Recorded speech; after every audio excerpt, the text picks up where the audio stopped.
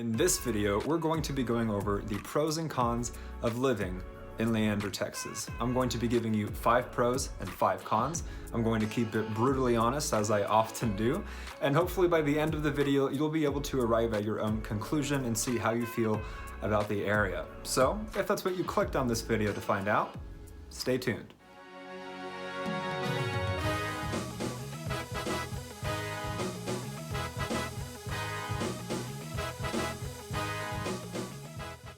Hello again, everybody. If this is your first time to the channel, I am your host. My name is Frank, or you can just call me Francis if it suits you.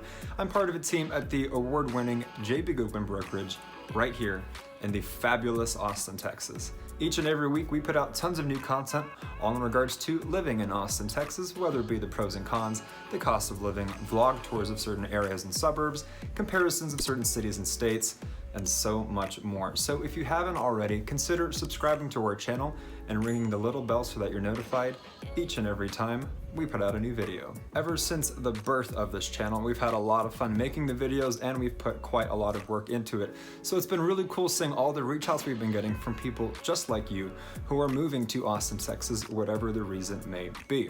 So if that does apply to you and you're either 9 days away or you're 90 days away or anything in between, do not hesitate. Go ahead and reach out to us, whether you call us, whether you text us, or whether you email us any day of the week, any time of day. It's what we love to do. It's what we're good at.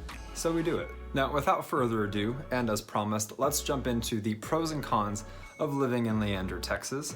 As I mentioned, I am going to be brutally honest. If you've watched any of our content, you know by now that I'm pretty blunt. Keep it real. I can sometimes lack tact, but fear not, I am going to include the pros as well, so don't think I'm being too hard on Leander. I just want to give it to you straight. I try not to be the gross, sleazy, slimy, traditional realtor who just tells you all about the sunshine and rainbows and how everything's perfect. I think that's just not my way of doing things, especially when you're moving, which is such a significant moment in your life. And I didn't grow up with money, so I know the value of the dollar. I know how stressful it can be. I've moved quite a few times in my life as well, so I can really relate. And so I'm not really gonna sugarcoat anything. So if that resonates with you, if that's what you're after, stick with me. And let's get right to it. The first con I'll mention for living in Leander, Texas is going to be the subject of distance.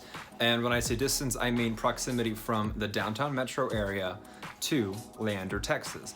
And it depends on who I tell, right? Because that can be subjective. We've heard from people who've come from New York or California, one of these places that has such dense traffic, that the commute isn't actually all that bad and it's a breath of fresh air.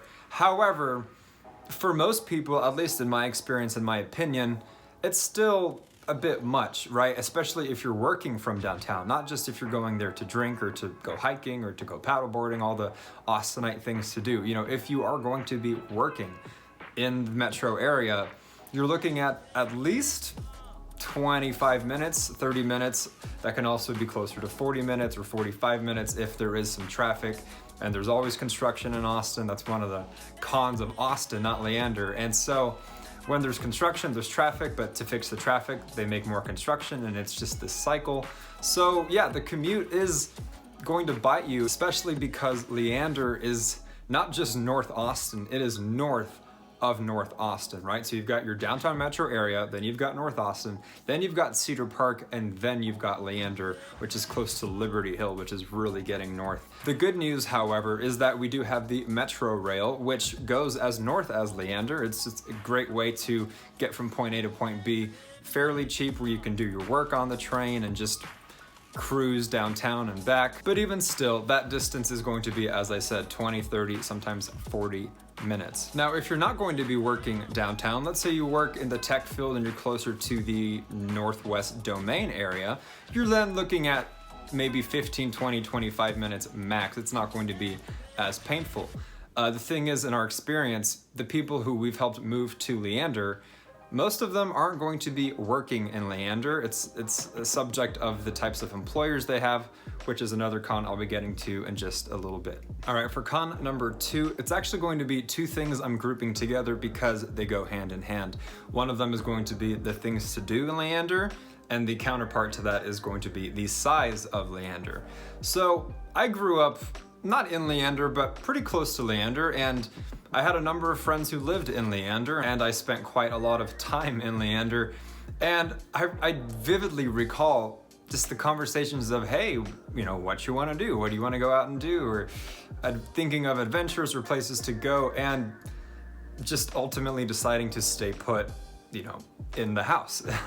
And it's because unless you're going, say, biking, right? I had a friend who was really into mountain biking, and there's quite a lot of land for that in Leander. Unless you're doing something like that, or something outdoorsy like a park, taking your dog to the park, which is something I've done in Leander quite a bit, you know, you're not really going to have a lot to do. Now, thankfully, that's going to change in the coming years, which is a pro I'll get to later in this video. But as it stands right now, as of the making of this video, it is June of 2021.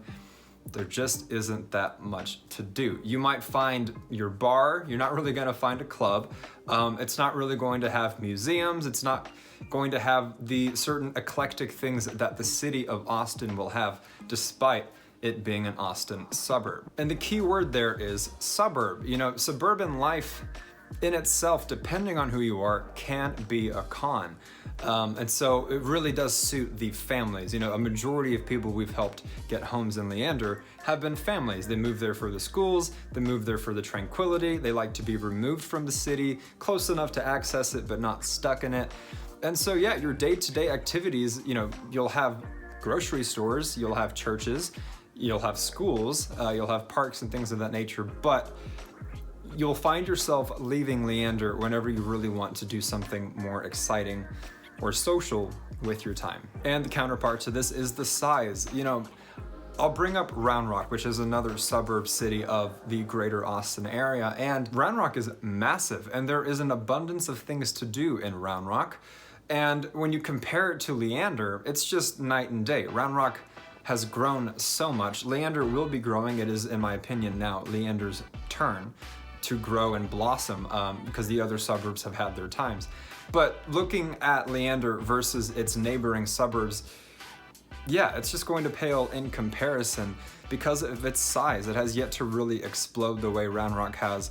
And so, not to get away from the subject of Leander, but for the sake of making my point, if you would like something to do that is close by in your day-to-day life, that's not just going to be an occasion where you make the drive downtown, I would look at perhaps Round Rock, or perhaps even Georgetown. It is true that Leander has grown leaps and bounds just in the past decade alone. However, not quite to where you want it to be. It certainly is secluded. It certainly does have a small town feel. I don't even want to say town because it doesn't really have its own downtown necessarily. It's more just a small suburb. So for better and worse, take it or leave it. Now, the third con I'll mention, which is something I briefly touched on earlier, is the subject of employment.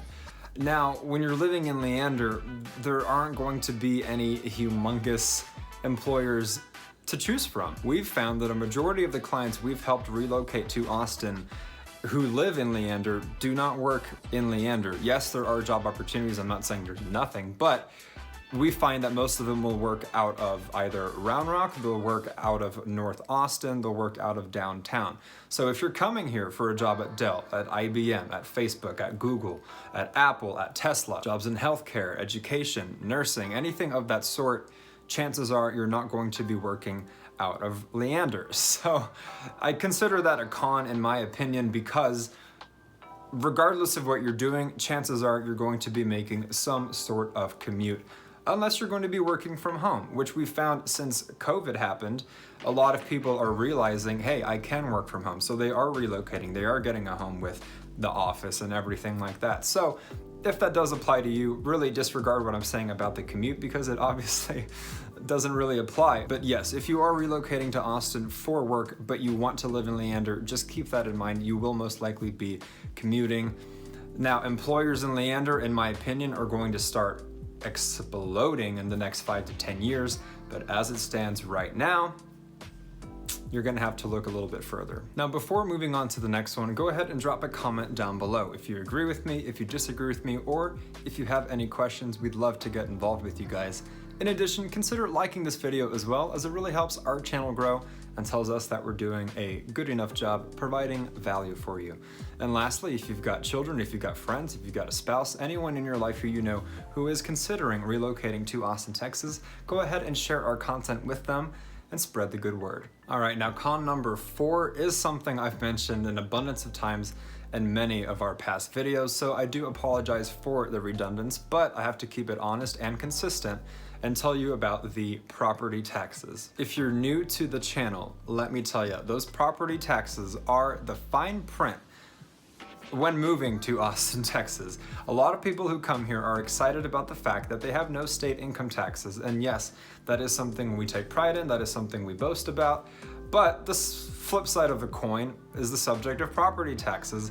And when you live in the metro area, when you are in perhaps an older area or something that's more established, it is going to be lower. It is going to be in the low 2s, maybe 2.1, 2.2, and so on.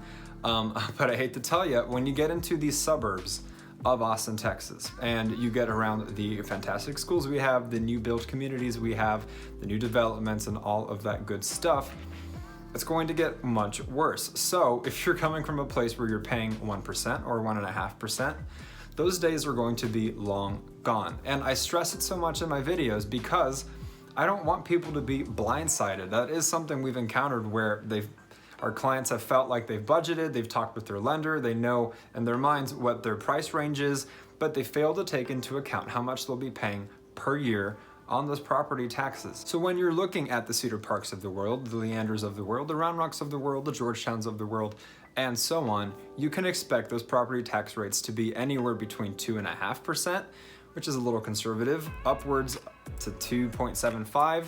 And if you're in a brand new community, something that is just booming and being developed, that could be above 3%. And an example I like to give is, let's say you find a reasonably priced home that is around $350,000. That would be somewhat of a bargain in today's market. And you find a good tax rate and you lock it in at 2.5%. So we're using relatively conservative numbers here. $350,000 at 2.5% over the course of a year, you will be paying just under $9,000 a year on those property taxes.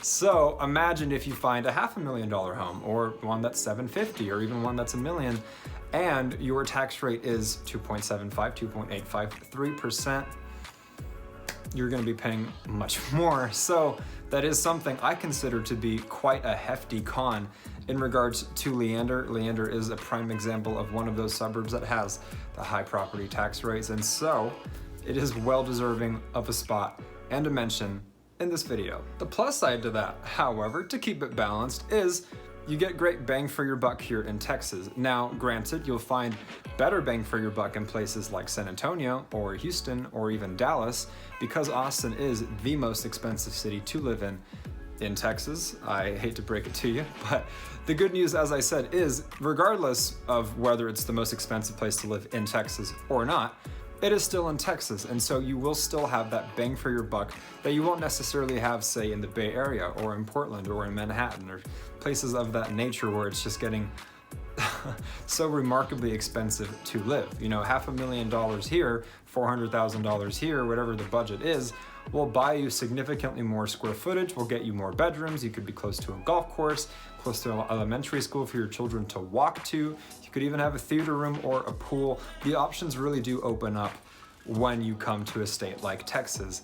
But yes, I'd be remiss if I did not mention those property taxes, not to dissuade you, not to deter you or intimidate you, but just to be aware of them. You want to be as educated and as informed with your decision as possible. All right, now con number 5 of living in Leander, Texas is going to be a little in relation to the size of it that I mentioned earlier, and this is going to be more specific about the lack of diversity and the lack of culture that Leander has to offer. So if you are thinking, hey, I want my child to be exposed to all different kinds of people, all different types of walks of life, or if you're coming here and you yourself want to be with a more mixed, diverse set of people, different activities or communities or groups or things to do, Leander's just not going to have much of that to offer, and it's not really going to have a rich history of culture, of eccentricities, of artistry, or all the things that Austin itself prides itself in having and has to offer to people who relocate here. If you do live in Leander, I'm sorry, I'm not trying to insult it, but it's not the most interesting place. It really is just a small suburb that is starting to finally explode, and it will become more diverse, in my opinion, over the coming years. But as it stands, yet again, right now, there's just no museums, there's no rich culture, there's no storytelling. You're going to see a lot of the same types of people there. Good people, kind people. I'm not trying to say they're bad people, but you're not going to walk down the street and hear a bunch of different languages. You're not going to walk down the street and see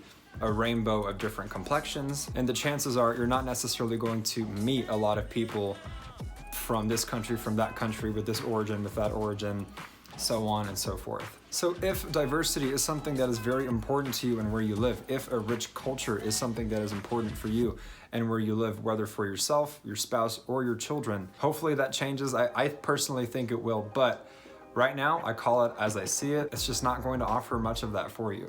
Now, before we move on to the pros, where I can start being a little bit more positive, I do want to mention one bonus con that is especially for people who are new to the channel and you haven't necessarily heard me or anyone else talk a lot about Austin. And yes, this con is not necessarily specific to Leander. It is more specific to living in Austin and living in Texas, and that would be the weather here. I'm not going to get super into it. I'm not going to go on a super long ramble, but I am going to warn you, it's brutal here. You know what I mean? When you're in the end of May through the beginning of September, you can expect to see triple digits. If you're lucky, it'll stay in the 90s for a while, but even then, like for example, today, it was, I think, maybe 94, but in the app, when you scroll down, it said, feels like, I think it was like 109 or something like that, 104, 105. So unless you have a cool, crisp north wind, I don't claim to be a meteorologist, but I just know from living here, you have to be prepared. If you're not going to have a nice breeze or maybe some clouds to help with the sizzling sensation on your skin, and say it is a little bit muggy or it is a little bit humid, it is always going to feel so much worse than it actually is. Now, I lived in Los Angeles, specifically the Pasadena area of the Los Angeles greater area, and we did experience quite intense heat because I did not live on the coast. I lived more inland towards the hills and the desert. And so we would have days where it was 90 degrees, 95 degrees, even 100 degrees on some occasions, but it felt different. The air was crisp, the air was dry. I walked out and it was hot and I didn't love it, but it was different because I grew up all my life here in the Austin area.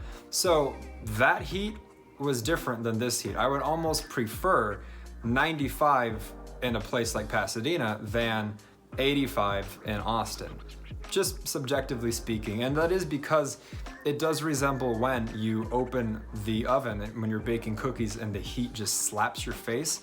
I am not exaggerating. Yes, I can be a dramatic person. I own that. That is mine. I will admit that.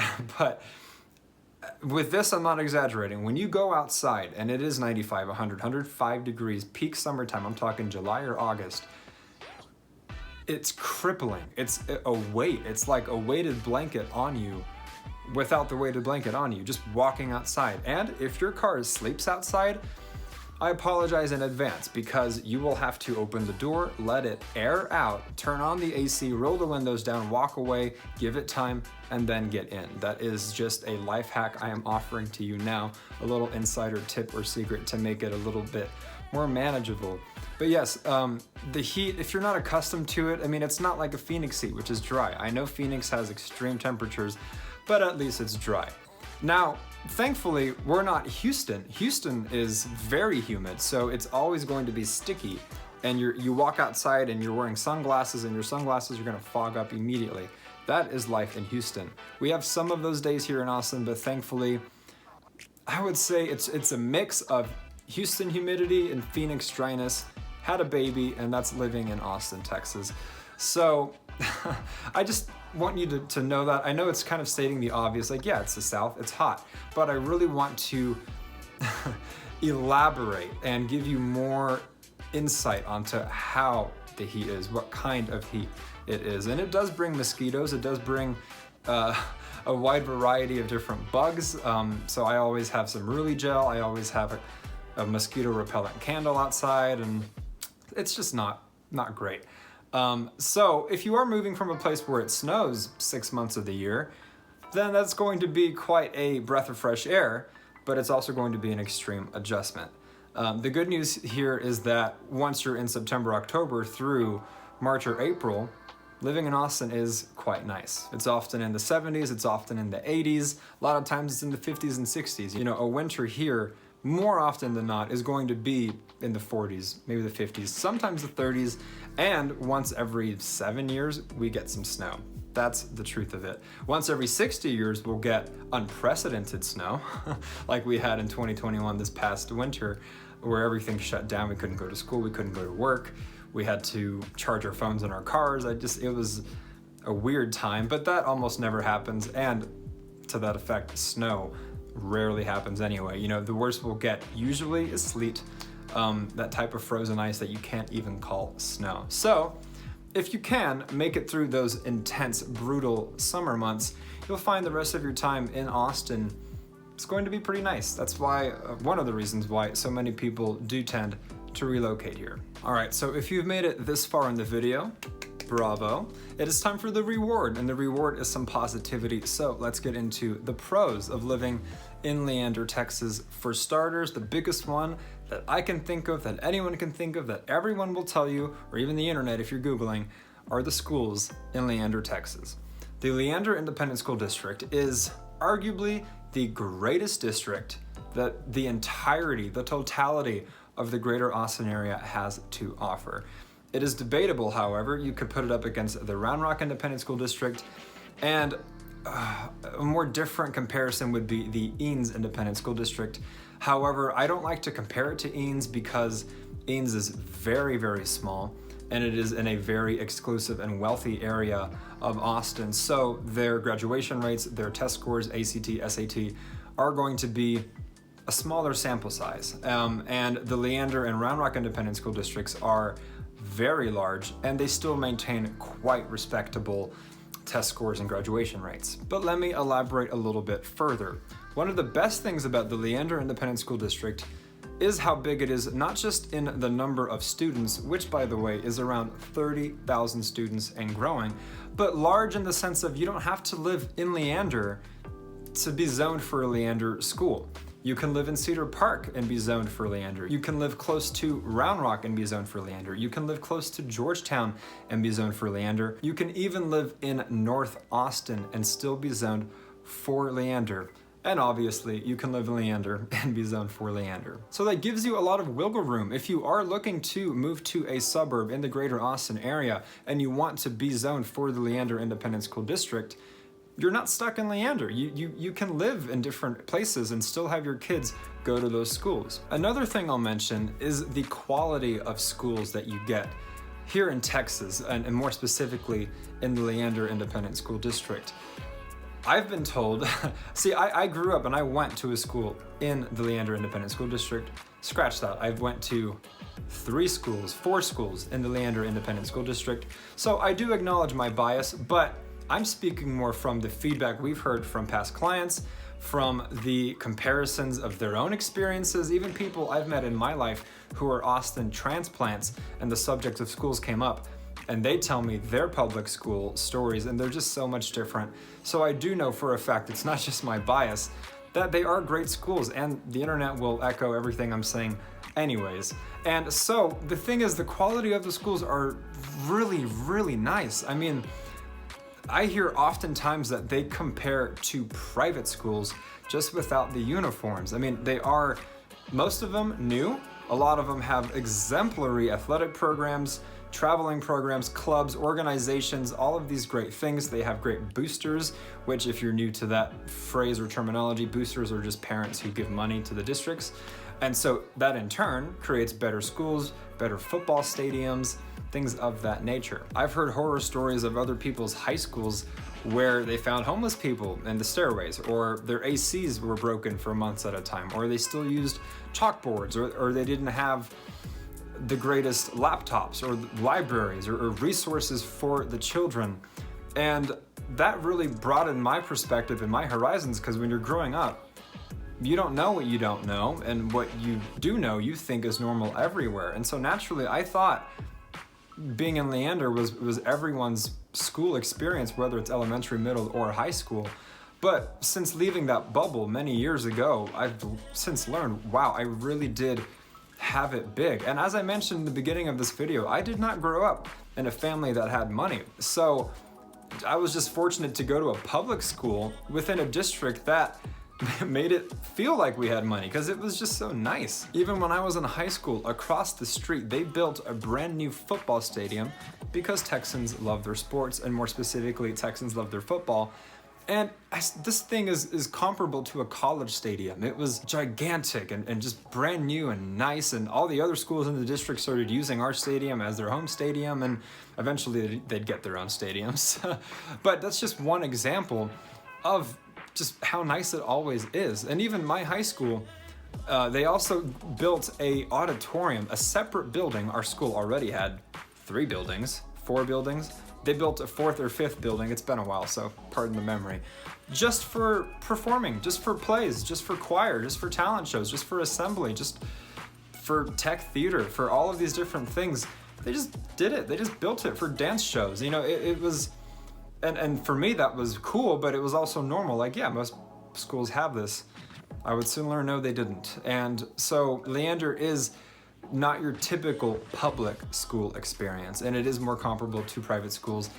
And as I mentioned, with the size, you have so many elementary schools, you have so many middle schools, and I think the number of high schools is 8 high schools, which is just mind-blowing, because most other districts in Austin, aside from Round Rock, will have 1 high school, or maybe 2 high schools. So yes, I do consider that to be quite a hefty pro in favor of living in or around Leander, Texas. And again, in my experience and our experience as a team helping people come here, the primary reason so many families come to the greater Austin area are because of the schools. That is the main attraction that brings people here. And so I would be remiss if I did not mention the Leander Independent School District as arguably the best pro that it has always had to offer, that it currently has to offer, and will likely have to offer for years to come. So pro number 2 for living in Leander, Texas, or in this specific case, moving to Leander, Texas, is going to be the affordability that it offers people who are coming there. And for starters, the median in Leander right now is right around $400,000 at about $190 per square foot.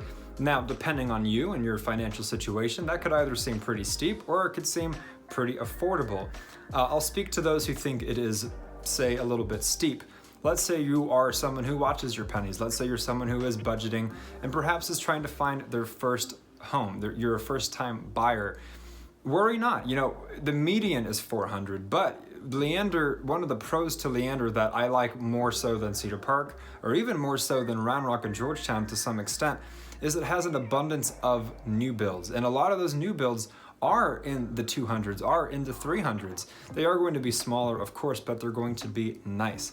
And even if you are a first-time buyer who doesn't want a new build, yes, you'll have to sacrifice some years on the home. You might find one that was built in 2010 instead of 2019 or 2020, but you can find an abundance of options that are quite affordable while still living in a very nice suburb. That is something I really do like about Leander. As much as I talked about how small it is, how little there is to do, so on and so forth, it is still a nice suburb, and it is why so many people have moved there. Now, if you are looking to stretch the budget, you have some deeper pockets, and you're in a position to get something nicer and bigger, that 400 being the median is just the median. And so one thing I really like about Leander that I'll elaborate more on later with another pro is the wide range of places. So if you are looking in the 700s and the 900s and 1.1, 1.2 and so forth, $1 million range, Leander still has quite a lot to offer. It could be on estates, it can be on the hill country, so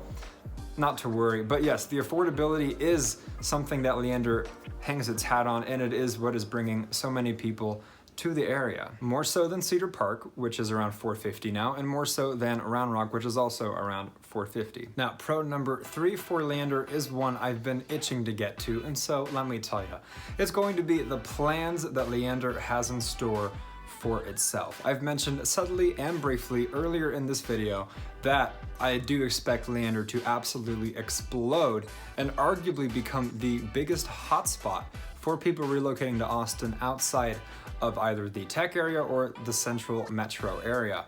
And that is because, for starters, they are already breaking ground in development on something called Northline, which is basically going to be the sequel to the Domain. And if you haven't heard of the Domain is a very large outdoor shopping center that is at the heart of the tech area within the northern Austin area. And it has an abundance of restaurants, it has theaters, it has every shop you can possibly think of, fancy or not, and it has its own bar and club strip called Rock Rose that has rooftop, it has hookah, it has arcade bars.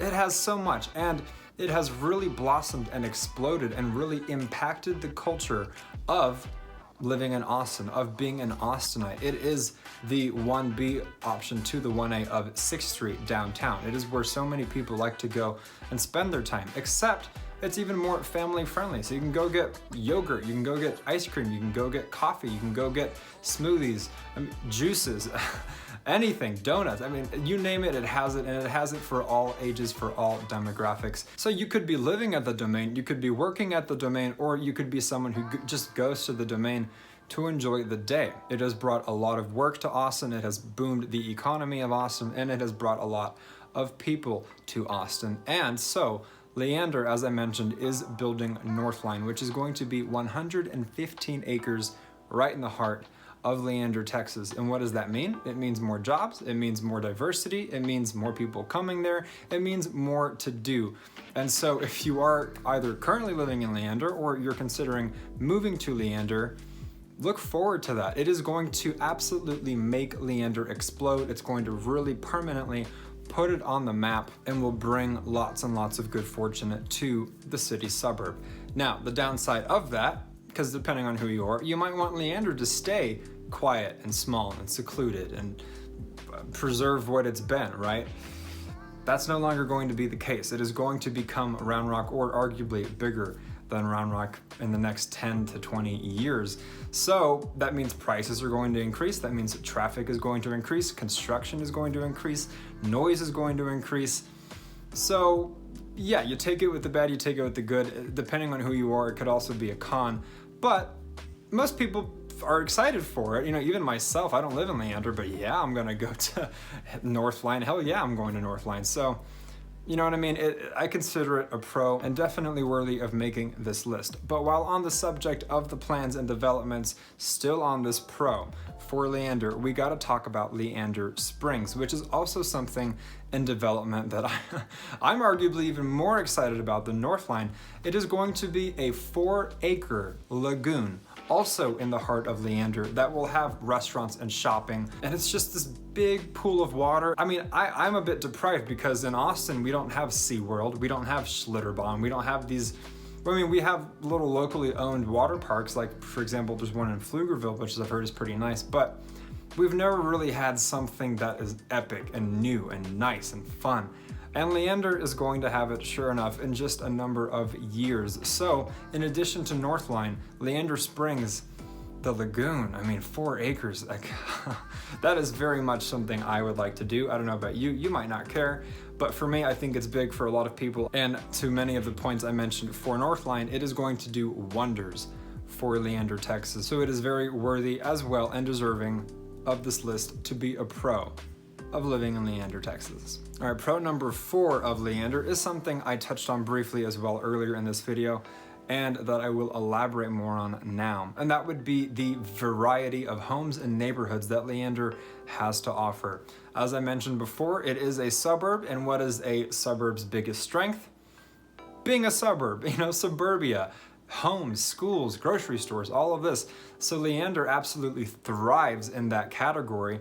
It has, I'll mention, Crystal Falls, which is personally my favorite neighborhood. It's where I like to show a lot of the clients we have moving here, because Crystal Falls is a master planned community. It has a golf course, I think it's 108 holes. It has clubs, it has resort style pools, it has parks, and it has a number of schools in the neighborhood as well. What's really cool about the Crystal Falls community is It also has a wide variety of different builders, so it's not like you're gonna go down one street and see a bunch of houses that look exactly the same.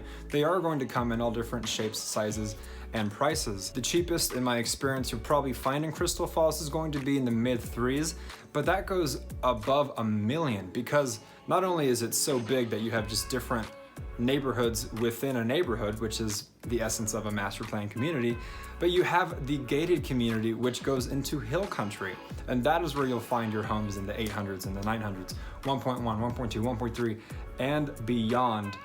Looking at the hills, looking at the views, very nice homes on estates, on acres.